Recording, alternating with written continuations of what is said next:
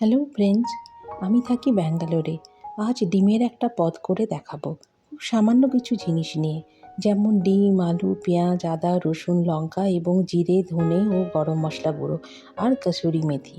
সাথে করব অনেক গল্প এখানকার লাইফ নিয়ে। এখানকার লোকাল ভাষা কন্নড়, কিন্তু ব্যাঙ্গালোরে দেশের সব রাজ্যের লোক এসে বসবাস করে বলে এটাকে মিনি ইন্ডিয়াও বলতে পারো। তাই লোকাল ভাষা না জেনেও হিন্দি বা ইংলিশে কাজ চলে যায়। কিন্তু জানো কি, ব্যাঙ্গালোরে সব থেকে বেশি বাংলা ভাষার লোকের আনাগোনা, কাজের সূত্রে বা ডাক্তার দেখাতে।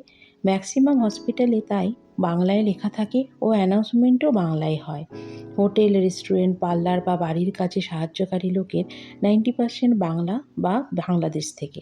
তাই বাঙালিদের রান্নায় প্রয়োজনীয় সব জিনিস এখানে পাওয়া যায়, যেমন বড়ি, বর্ধমানের মুড়ি, কচু শাক, খেজুর গুড়, বাঙালি মিষ্টি ইত্যাদি। দেখো, গল্প করতে করতে রান্নাটাও হয়ে গেল।